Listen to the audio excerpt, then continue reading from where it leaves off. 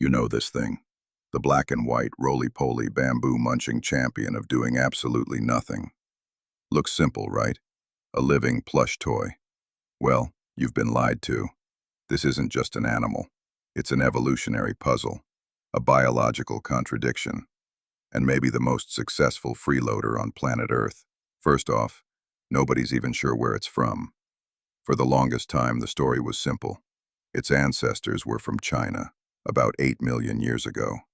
A proud, homegrown icon. But then, science hippies started digging around in Europe and found fossils of its direct ancestors in Spain that were 11 million years old. And then more in Hungary. It's a whole transcontinental mystery. This national treasure might be an ancient European immigrant that's still having an identity crisis millions of years later. And it's not just its passport that's confusing.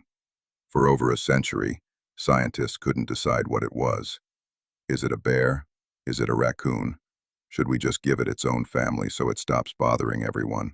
Even its name, Ailuropoda melanoluca, means black and white cat foot. It's not a cat.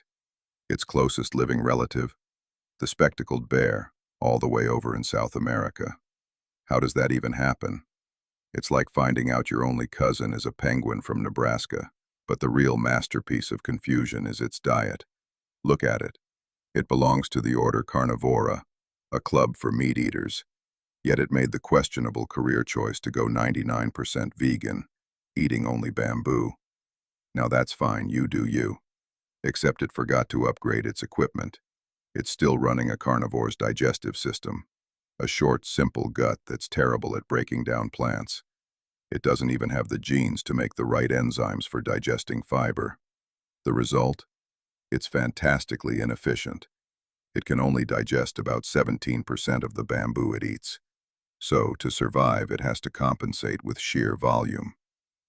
This thing will spend up to 14 hours a day just eating. It shovels in up to 18 kilos of bamboo, and if it's bamboo shoot season, it can pack away 60 kilos in a single day. Its entire life is a slow-motion, all-you-can-eat buffet to make up for one bad decision its ancestors made about 2 million years ago. It's the perfect example of the sunk cost fallacy. It's invested too much in its meat-eating gut to back out now, so it just keeps throwing more bamboo at the problem. And if its diet is inefficient, its love life is a straight-up disaster. The female is only fertile for about 2 to 3 days. A year, that's it. In the wild, finding a date in that tiny window is tough. In captivity, it's even worse. They're famously bad at natural mating.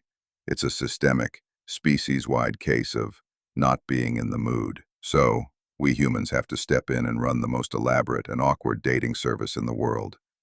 When natural attempts fail, it's time for artificial insemination. And sometimes, to be safe, a female might be paired with one male and then artificially inseminated with sperm from another. This has created so much paternity confusion that for dozens of pandas in the system, nobody was sure who the father was. They had to bring in DNA tests to sort out the mess. And then there's the twin problem. They have about a 45% chance of having twins, but the mother will almost always raise only one and abandon the other. So what do the keepers do?